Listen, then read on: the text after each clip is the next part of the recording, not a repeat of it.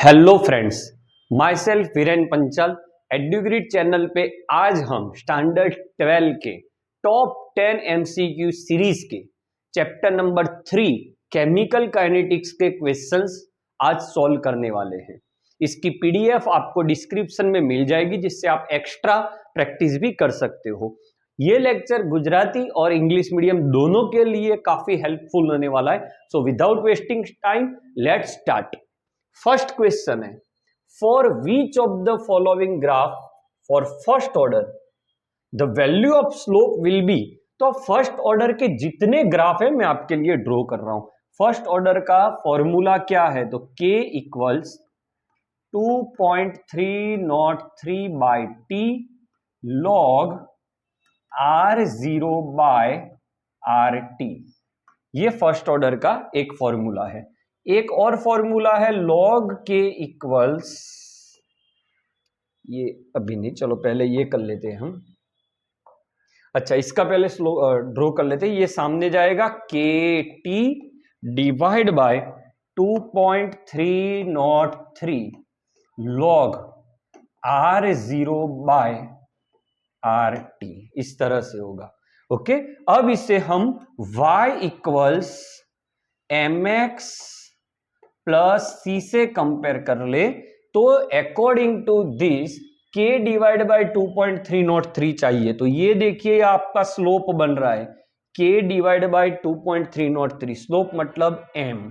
Okay, तो ये आपका कौन से ग्राफ का ये स्लोप हो सकता है, तो आपकी एक एक्सिस ये होनी चाहिए log r0 by R T, और एक एक्सिस आपकी t होनी चाहिए। तो log r0 by R T versus t, सब वाले जितने ग्राफ है वो सब आपके लिए मैं ड्रॉ कर रहा हूं। देखिए, log R T equal minus के टी प्लस log r0। अगर log है तो यहां डिवाइड में 2.303 आएगा।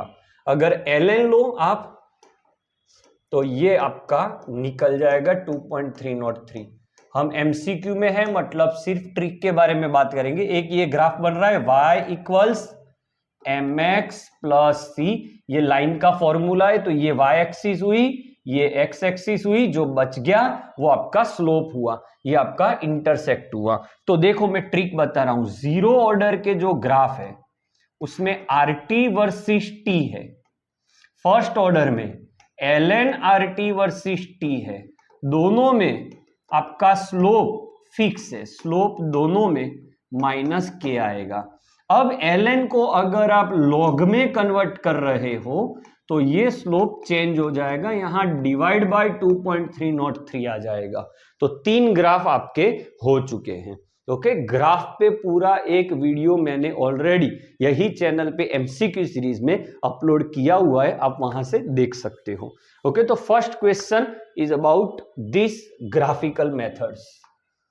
Second, which will be the unit of rate constant, rate constant का unit for this reaction, for any reaction for nth order, कोई भी nth ऑर्डर की रिएक्शन का रेट कांस्टेंट यूनिट क्या होता है, तो वो होता है mole per litre 1 minus n second inverse, ये होता है, where n is order of reaction. अब ऑर्डर कैसे निकालते हैं, तो ये जो पावर है, ये पावर को आप सम अप कर दो, वो आपका ऑर्डर हो गया। तो पावर क्या है वहां पे 1/2 प्लस 3/2, तो ओवरऑल ये हो गया 1.5, और ये तो ये हो गया आपका 2, यहां पे 2 लगाइए तो k इक्वल मोल per litre 1 minus 2 second inverse, ये -1 हुआ, अंदर डालिए, ये हो गया mole inverse litre raise to 1 and second inverse. Trick देखिए, आपके लिए ट्रिक दे रहा हूं। ट्रिक ये है कि लीटर की जो यहां पावर होती है वो लीटर की पावर में +1 कर दो, वो आपका ऑर्डर। सो लीटर की जो पावर है उसमें +1 करोगे तो आपको ऑर्डर ऑफ रिएक्शन मिल जाएगा। इससे उल्टा भी आप कर सकते हो कि ऑर्डर ऑफ रिएक्शन पता है, जैसे कि ये क्वेश्चन में आपके पास ऑर्डर ऑफ रिएक्शन आपको पता है, उसमें से -1 कर लो, वो आपकी लीटर की पावर आएगी। आप सीधा यहां पे ऐसा ऑप्शन खुद दे सकते हो। चलो next, a reaction is a first order in terms of A, मतलब एक रेट है, वो उसका रेट एक ही कॉन्सेंट्रेशन में फर्स्ट ऑर्डर मतलब पावर 1 होगा, and second order in terms of B. अब लिखा है what will be the rate of reaction if concentration of B, यहां देखिए concentration of B is increased 2 time, मतलब ये एज इट इज रहेगा बट ये आपका 2 टाइम हो गया। तो ये अब मान लो R1 है तो ये आप R2 ले लो, तो R2 will be K 2⁻², 4 A⁻1 B⁻2, और ये है आपका एज इट इज R1, तो R2 is equal to 4 time R1, so your answer is 4 time. ऐसे और क्वेश्चन कैसे सॉल्व कर सकते हो, मान लो आपको बोला है एक reaction A+2B gives product in gaseous form, तो इसका रेट आप लिख सकते हो एक तो कॉन्सेंट्रेशन की फॉर्म में, जैसे कि यहां A⁻1 B⁻2, और एक प्रेशर, क्योंकि गैस में कॉन्सेंट्रेशन का मतलब होता है प्रेशर, तो pressure of A and pressure of B⁻2। अगर यही क्वेश्चन में ऐसा पूछा होता कि वॉल्यूम हाफ हो रहा है, तो मान लो वॉल्यूम हाफ हो रहा है तो मतलब प्रेशर आपका 2 टाइम हो रहा है। According to Boyle's law P is inversely proportional to volume, तो अगर वॉल्यूम हाफ बताया तो प्रेशर डबल करो, तो ये डबल और ये 2 इंटू 2 2⁻2 4 4 इंटू 2 8 हो जाएगा, अगर ऐसा क्वेश्चन है तो। और यहां पे एक ट्विस्ट आता है, वो ट्विस्ट है यहां पे अगर आपसे पूछा होता what will be the change in rate of reaction की जगह रेट कांस्टेंट बोला होता, तो याद रखना क्वेश्चन अच्छे से पढ़ना, रेट कांस्टेंट એટલે गुजराती मीडियम वेग अचळांक કહેવાય। Rate constant only depends on temperature, तो कॉन्सेंट्रेशन चेंज करने से रेट ऑफ रिएक्शन चेंज होगा, बट क्या चेंज नहीं होगा, रेट कांस्टेंट। मगर यही क्वेश्चन में अगर यहां रेट कांस्टेंट पूछा होता तो आंसर आता no change at all. Done बेटा, तो इतने टाइप के क्वेश्चन यहां हो सकते हैं। नेक्स्ट, एक रिएक्शन आपको गिवन है 3A + 2B गिव्स 5C, इसके लिए आप रेट कैसे लिखोगे, तो हम जानते हैं रेट में क्या होता है, जो रिएक्टेंट होती है उसकी कंसंट्रेशन डिक्रीज होती है तो उसके आगे हम माइनस लगाते हैं, जो इसका कोएफिशिएंट है उसी से उसे डिवाइड करना होता है। वो क्यों होता है वो सब हम थियरी में पढ़ चुके हैं डिटेल में। ये भी रिएक्टेंट है तो रिएक्टेंट के आगे माइनस, कोएफिशिएंट जो है वो नीचे जाएगा dB/dt इक्वल्स, ये प्रोडक्ट है तो उसे प्लस लिखा जाएगा, ये हो जाएगा 1/5 dC/dt, तो ये आपका आंसर होगा। एक क्वेश्चन आपको दे रहा हूं जो आप मुझे कमेंट में इसका आंसर बताना कि अगर यहां पे -dA/dt equal -2 dB/dt is equal to +1/2 dC/dt है, तो इसकी रिएक्शन क्या होगी। जैसे ये क्वेश्चन हमने पढ़ा रिएक्शन से rate, I have given you the question in which मैंने आपको रेट गिवन है, आपको वो रेट से रिएक्शन बनानी है।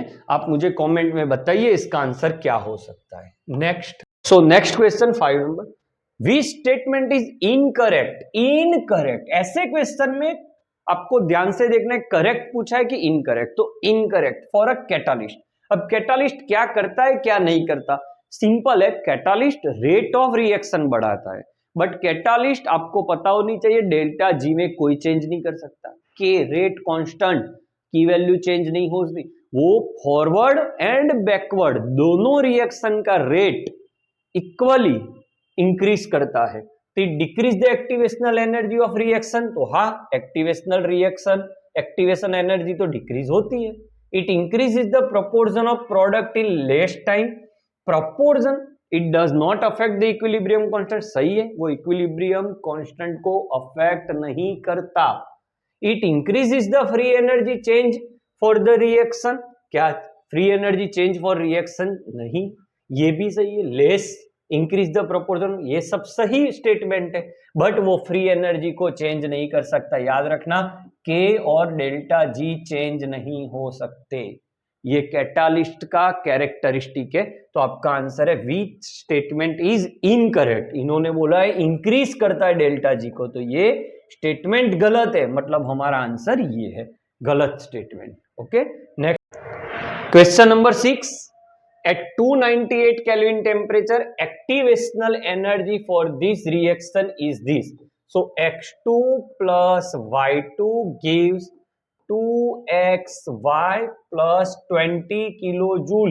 ये देखिए आप, प्लस 20 किलोजूल प्रोडक्ट साइड है, मतलब ये इतनी हीट वो रिलीज कर चुका है. मतलब डेल्टा एच पॉजिटिव नहीं आएगा, नेगेटिव आएगा. ये बहुत इंपॉर्टेंट है. ये रिएक्शन की एक्टिवेशनल एनर्जी मतलब ये आपको गिवन है and that is 15 kilo joule. What will be the activational energy for this reaction, मतलब इसको रिवर्स करे तो उसकी एक्टिवेशनल एनर्जी क्या होगी. तो ये डैश क्या होगा. तो डेल्टा एच का फॉर्मूला है डेल्टा एच इक्वल्स ये माइनस ये डैश. ये क्वेश्चन में क्या इंपॉर्टेंट बात है, ये प्लस का मतलब ये प्लस नहीं है, ये माइनस है. अगर ये 20 किलो जूल रिएक्टेंट साइड में होता तो उसका मतलब उतनी हीट ऐड हुई है, तो ये प्लस हो जाता. ध्यान रखिएगा. अच्छा, तो ये की वैल्यू क्या होगी, ये की 15 माइनस ये डैश आपको फाइंड करना है, और ये है आपका माइनस 20. ये यहां जाएगा, ये यहां, तो ये dash your 35. So your answer is 35. Next question. दो कॉन्सेप्ट मिक्स अप. अभी हमने थर्ड नंबर या सेकंड नंबर में ऐसा क्वेश्चन किया था. The rate constant value is given, K value is given 1.75 into 10⁻², litre square mole -2 second inverse. तो उसका हाफ लाइफ पीरियड की प्रोपोर्शनलिटी क्या होगी. तो very important. First of all हम क्या करेंगे, तो ये रेट कांस्टेंट की जो यूनिट है, अभी मैंने ट्रिक बताई थी कि लीटर की जो पावर होती है वो पावर +1 कर दीजिए, आपको ऑर्डर ऑफ रिएक्शन मिल जाएगा. तो लीटर की पावर है आपकी 2 + 1, so n. So order of reaction आपको मिल गया 3. अब आपको टी हाफ की प्रोपोर्शनलिटी फाइंड करनी है.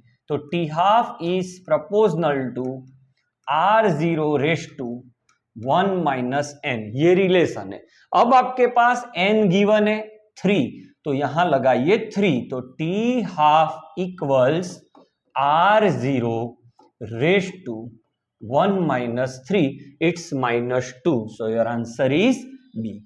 तो इसमें दो कॉन्सेप्ट है. एक तो यूनिट से कैसे ऑर्डर निकाला जाता है and how to use that order of reaction in T half. Okay, Gujarati medium વાળા માટે અહીંયા ક્વેશ્ચન મૂકેલા જ છે અને ઇઝીલી તમે સોલ્વ કરી શકશો. આ વિડીયોનો એક્સ્ટ્રા તમે કેવી રીતે મેક્સિમમ યુઝ કરી શકો, તો તમારે આ જ ક્વેશ્ચન ફરીથી જાતે સોલ્વ કરવાના. બને તો કોઈ પણ ક્વેશ્ચન સ્ક્રીન પર આવે તો પહેલા એકવાર એ વિડીયો સ્ટોપ मतलब पॉज કરી લો અને જાતે કેલ્ક્યુલેટ કરો, પછી મારું સોલ્યુશન જુઓ તો એ તમને વધારે હેલ્પફુલ થશે. Next question. एक ग्राफ गिवन है और what will be the change in enthalpy. आपसे डेल्टा एच पूछा है, तो ग्राफ को कैसे इंटरप्रेट करते हैं वो मैं आपको बता दूं. ये 0 से यहां तक जो वैल्यू होती है, यहां तक, ये आपकी थ्रेशोल्ड एनर्जी होती है. याद रखिएगा, ये रिएक्टेंट है. यहां से यहां तक जो होती है वो फॉरवर्ड एक्टिवेशनल एनर्जी होती है. ये प्रोडक्ट है, यहां से यहां जो एनर्जी होती है वो ई डैश बोला जाता है, और ये जो गैप है it is known as delta H. Okay, कोई भी ग्राफ का कोई भी क्वेश्चन आप सॉल्व कर रहे हो तो इतनी बात आप याद कर लीजिए। अब आपसे पूछा है डेल्टा एच, मतलब ये पोर्शन, डेल्टा एच का फॉर्मूला भी आप ले सकते हो जो अभी हमने यूज किया था आगे वाले क्वेश्चन में, EA माइनस EA डैश। तो देखो 0 से 270 ये आपकी थ्रेशोल्ड एनर्जी हुई, 150 टू 270 मतलब ये हुआ 120, ये आपकी EA हुई। यहां 100 से 270 मतलब 170 आपकी EA डैश हुई। अच्छा, अब EA माइनस EA डैश कर लो, ये आपकी डेल्टा एच हो गई। तो 120 minus 170, this answer is -50। Okay, so your answer is -50। Next question, rate constant of a reaction 500। सो दो टेम्परेचर वाले फॉर्मूला आ गए।